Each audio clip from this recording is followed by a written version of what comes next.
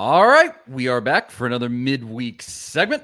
I am Charlie Burris. That is Zach Reagan. This is the Big Orange Podcast, the A to Z Sports Big Orange Podcast. Can't forget to plug the parent company there. We are joined by a great guest this time around from Volquest, a new member of the Volquest staff who is covering recruiting over there. Matt Ray is with us. What's up, Matt? Thanks for coming on the show. What's up, guys? How are you? Doing pretty good. It seems like nowadays you're in the right business, covering recruiting. It's just I would say our videos where we cover recruiting are just they go absolutely crazy. It's what everybody wants to talk about, wants to know about, especially with how well everything is going with Tennessee football at the moment. And there was another great recruiting weekend. You were around, Matt, with all these recruits, the junior day that happened over the weekend. They went to the basketball game and everything. You were around. Just start sort of 1,000-foot view about what happened over the weekend, and then we can maybe get into some of the specifics. But how do you think things went this weekend? Yeah, I thought overall for what it was and where the visitors came from, Tennessee had a good turnout, this weekend. A few cancellations, a few guys that didn't make it in, but it wasn't because they elected to go somewhere else. It was just because travel plans simply didn't work out. So January junior days, that's usually tougher to get guys to campus. But when you look around at some of the guys they had here, it was still another really impressive junior day. You had guys in from Pennsylvania, from Illinois, from Ohio.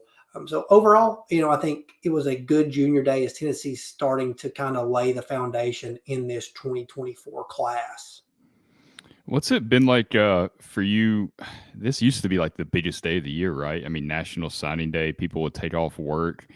And you've kind of become one of the go-to people when it comes to Tennessee recruiting over the last couple of years. So how's this change been for you? And how do you think it is for the coaching staff? Because it feels like they've been able to kind of completely redo how they work in the month of January and February, where they're not really having to worry about closing the 2023 class. Now they can kind of move to 2024. Yeah, really they've had a good jump start into the 2024 class already, because when you look back with the way the calendar is today, is as anticlimactic of a signing day as I can remember. But when you look kind of how the calendar is laid out, for the most part, Tennessee had most of the hay in the barn about September 1. Swung at a few guys and was able to get the running back they wanted in Khalifa Keith, David Hobbs, and then, Arion Carter joined the class. But for the most part, this class started to take shape in the spring, and I think that's just the direction that recruiting is heading. I don't know that there's really a need for a February signing day anymore. Really with what it is, these kids are passing up the opportunity to go to All-American games and, just so they can get to campus and get a jump start on their college career earlier. So you're even losing some of that feel, with kids wanting to lock their spot in. And a lot of that has to do with the transfer portal, I think, right? If you're a high school kid and you're borderline take, you better find a spot somewhere, because if you don't, there's going to be options in the transfer portal. So today's been weird. Normally today is a day that you'd at least get out on the road and see one or two kids make some form of an announcement. But, there's just nothing out there. Tennessee really only had one high school recruit that they evaluated, continue to evaluate heading into the late signing period. And they pulled out of that a couple of weeks back. So, it's different, Zach. I mean, I don't know where the recruiting calendar is going to shift, because January is a busy month. December's a busy month, because you are still trying to get those guys that you locked up in August, September, and in the spring there. You're trying to get them across the finish line. And Tennessee had to do that with a few guys. But, you're so busy in December. If you've made a bowl, you've got bowl prep. You're finishing that. You get, the holiday break. You play your bowl game. You come back, and then you go on the road for the month of January. I mean, there were some Tennessee coaches this last, week on the road, 11 states in like 6 days. That's absurd. And you're going to end up running good people out of the business. Yeah, that's a great point. It's just torturous around this time of year.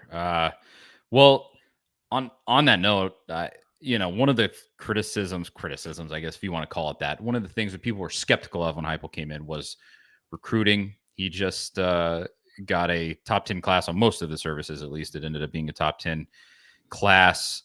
Do you see any like blind spots they've had? Because I'm not as into it, although I obviously follow it pretty closely. But do you see anywhere where you think they can improve? What are some of those main points where they could probably get better recruiting going forward, especially now that they've had this 11-win season?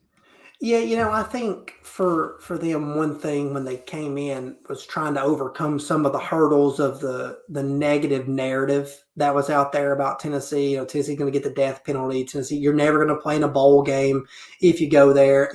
So you've been able to put a lot of that in the rearview mirror now, right? You've got an 11-win season.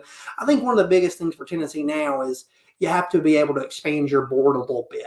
Before maybe their board wasn't quite as expanded. And that's not necessarily a bad thing because they've been able to hit, on their evaluations and on a lot of those targets. But now you're to the point where you're swimming in bigger waters when you start looking at who came in those junior days.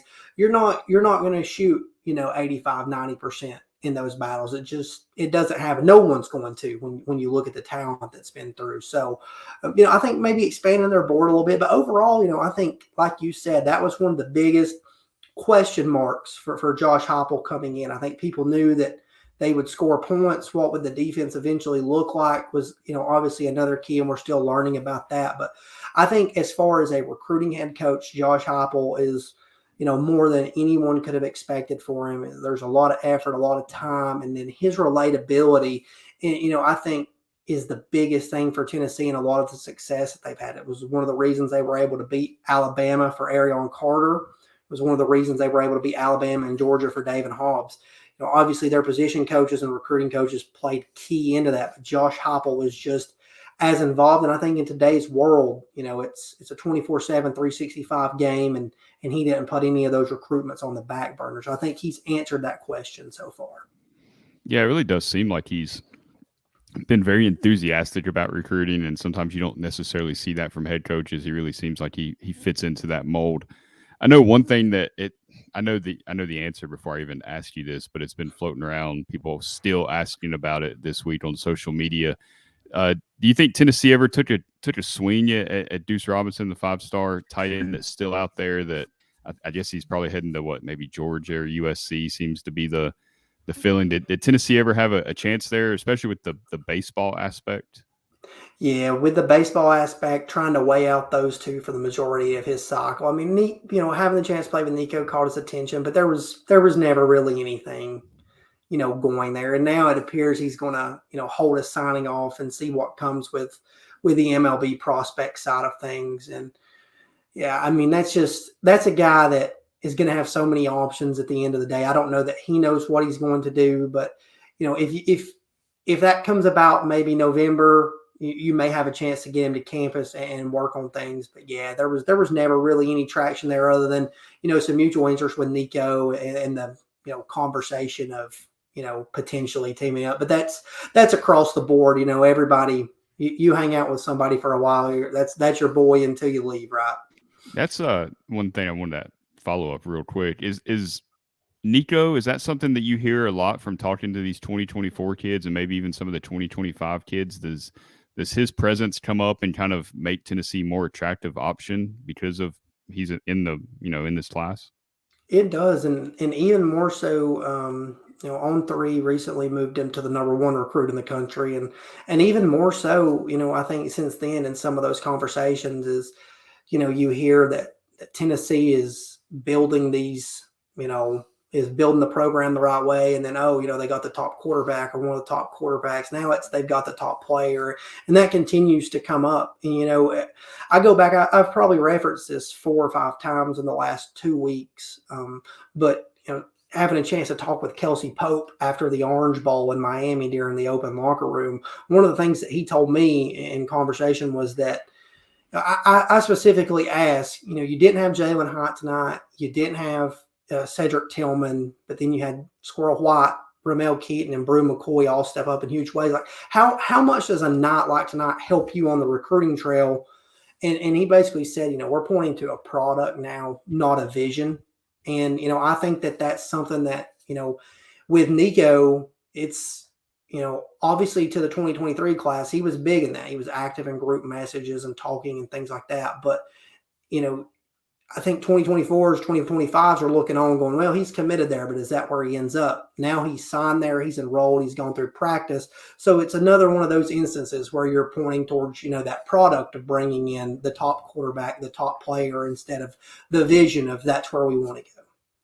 Before we get into some of the exact individuals that have been visiting lately, you've been talking to the kids that have come for the couple of junior days in January. Do you see any specific traits that Heupel and this staff look for, maybe when they're looking at a recruit? Because it doesn't seem like they're not just swinging at every 5-star that's on the list. No. It seems like they probably have some preferences. Do you notice anything like that? Yeah, definitely. And I'll go through three really quick. At the receiver position, it's first of all just the ability to run. And I know that sounds crazy, right? But it's just like all of these guys that they have come in, they can just run. Their long speed is sustained. They're kind of quick out of the blocks. And then I think from that point, they see the chance to develop those type of guys. But and they've had a ton of highly talented receivers in the last 2 junior days. Ryan Wingo, Mike Matthews, J.J. Harrell, Bronte Johnson. And that's the thing that I think all of those guys have in common. Their sizes, Wingo's a bigger guy. Matthews is kind of a smaller guy. Johnson kind of in the middle. Harrell in the same way, but they can all run. And then at the offensive tackle position for Glenn Ellerby, it's been that length. 2 offensive tackles in this past weekend that were both 6'7".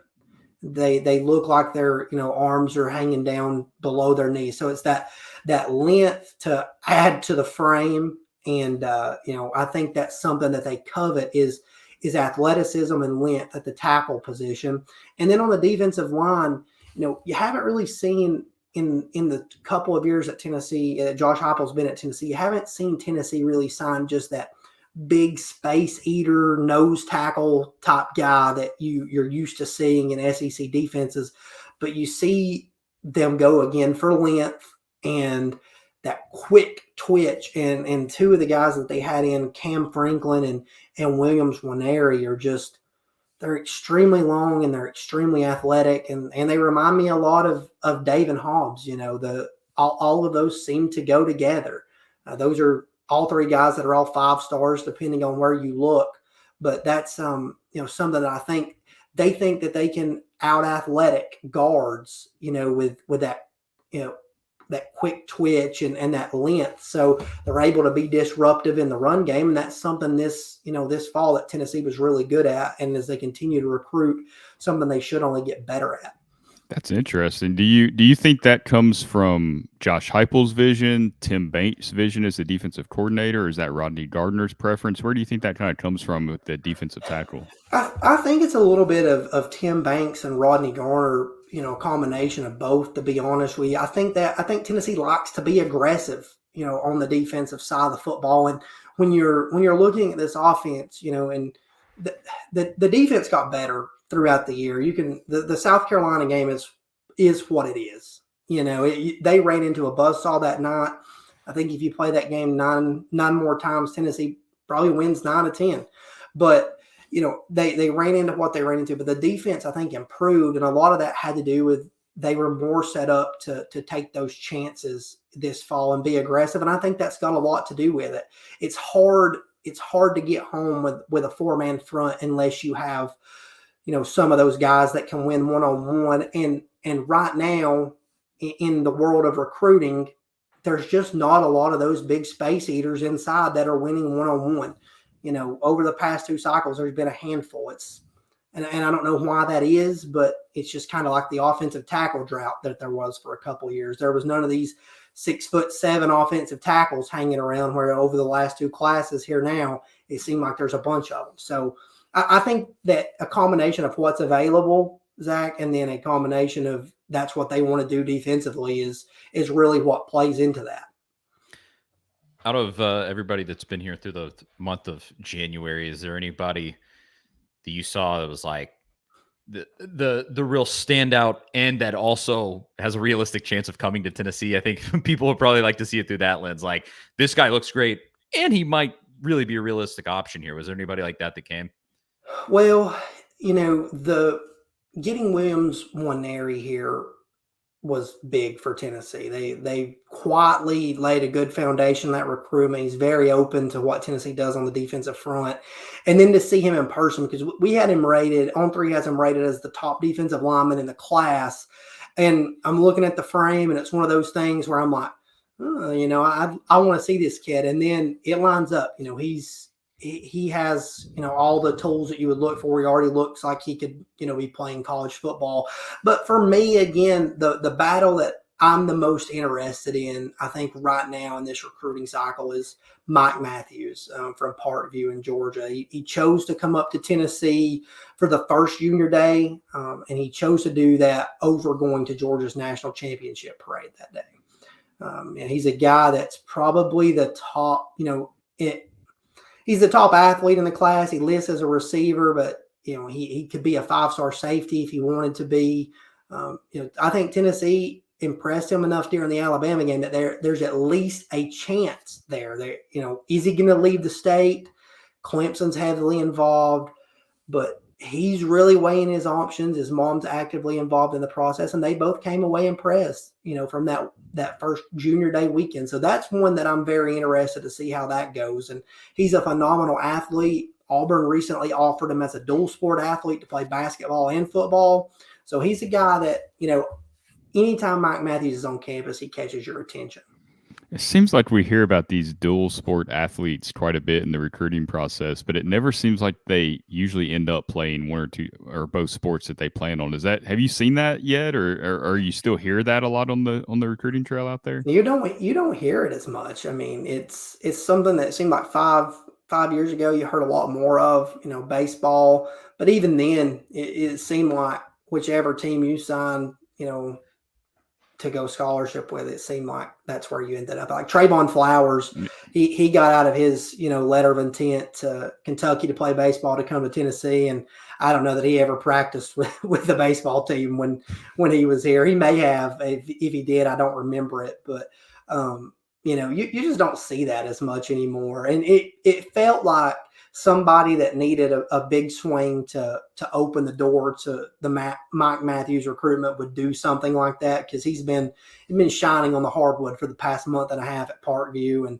and Auburn took that swing. So we'll see if it pays off for him if others follow suit. But yeah, it's just, I don't think you can really do that anymore, Zach. It's too hard. There's just too much. The calendar's too packed together to try to do all that.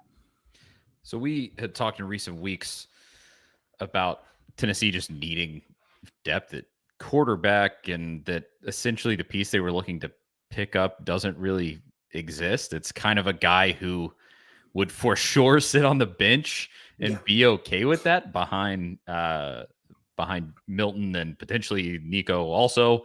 And they got this walk-on who's coming out of high school in the last couple of days. Do you see anything there that would elevate him to that position over like a Gaston Moore, who also a walk-on and has been here?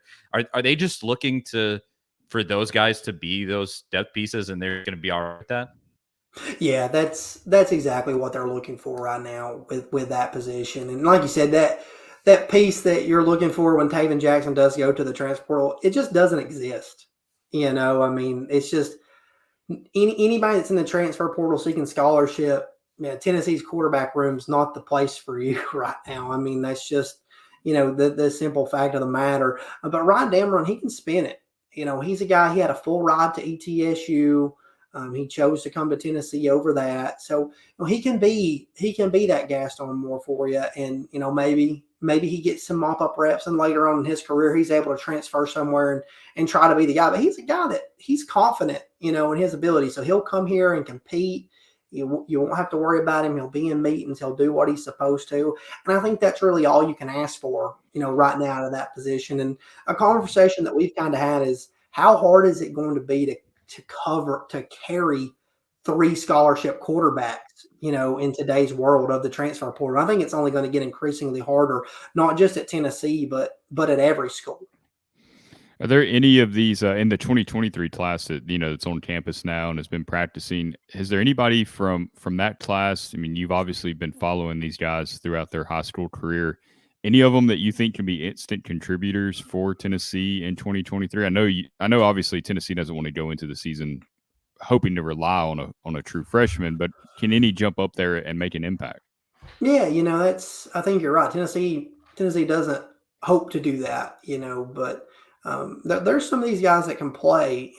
I think you can see David Hobbs work his way into the two deep rotation.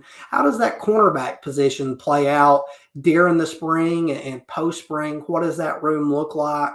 Because there's going to be an immense amount of competition there. Jordan Matthews, Ricky Gibson, and Christian Conner are all guys that Tennessee loves. They love the evaluation, and they're all long and can play. So how do they factor in? But Tennessee added some depth there as well and get some depth back from injury, with Warren Burrell coming back. So we'll see what happens there. It's tough to say. I think for me, the safe bet with the way Tennessee rotates the defensive line is David Hobbs, but who knows? With the linebacker position, Tennessee likes what they got in all three of those guys as well: Jeremiah Lander, Ariel Carter, and Jalen Smith, and they all can run to the football. Do you have any insight on what happened with Igbinosun from Ole Miss? How that fell apart? No, it just that recruitment felt strange from the jump to me. I had a couple of different conversations with him, and he never really wanted to offer anything up. But that was not uncharacteristic for him. The first time around, he kind of blew up late, so he didn't really want to offer much up that time. But this time, it was like he maintained like that he wasn't really. He wanted to maintain that he wasn't talking to anybody per se. He was just going through the process. He didn't want to give out anything, and then he gave out some that Georgia was in contact with him, but then talking to folks that cover that beat, that was never the case. So I don't think he ever really knew which direction he was going until it got out. I think he enjoyed the process, and he just ultimately chose to stay up north and stay closer to home when Ohio State called. It's what it really came down to. Is it true that because we've heard this from various people that cover recruiting, is it a lot harder to get information from these kids in the transfer portal as opposed to high school recruits? Because it seems that way from an outside view. Much harder. They've been through it. The ones that haven't been through it are the ones that you can get almost like a newly fresh offered recruit, like Jared Verse during his process. Anytime I talked to him, by his choosing, it was a 15-minute conversation at the minimum. Not even doing an interview of any type. But then the other guys, they don't answer their phone. They, for example, one transfer had his phone set up to where if you text or called, it sent an automated message telling you that he was away. Oh, wow. So like they're well versed in the process and understand what is going to happen. So if you weren't saving his contact, you got a message like that. So yeah, I mean they know it's much harder to pull information from transfers at the end of the day. How hard is that for you? Covering recruiting is obviously it's not for everybody, right? That's why there's not that many of y'all that can do it effectively the way that you do. How hard is that to track down somebody? How many times do you call before you feel like you're, being a nuisance? How does a little behind the scenes there? I can't call multiple times usually. I just can't do it. That's just me. I mean, yeah. I normally always try to send a text first, and if I don't hear something, then try to make a call. But yeah, I can't call multiple times like that. It seems like you have a ton of success though, because you talk to all these guys. Have been for years. So yeah, I think a lot of that just goes to trying to be there earlier on. From the initial time they get their offer, see where Tennessee feels like they are with them, and continue that conversation. And the one of the main things that I learned along the way was if you're only there when something happens like Tennessee news related, eventually they're gonna push you out. So you have to check in on different stuff. If they're playing basketball, things like that. So and that's hard for me too in a way, because not only are you bombarding them, but other recruiting reporters are reaching out to them. College coaches are reaching out to them, and they've got a day-to-day life. Like I don't know how I'm a big advocate for the kids, and it's a hard decision. Like, for sure. I don't know how they go through it as long as they do. The ones that take it all the way to this February signing period that are coveted, like nerves of steel, I guess.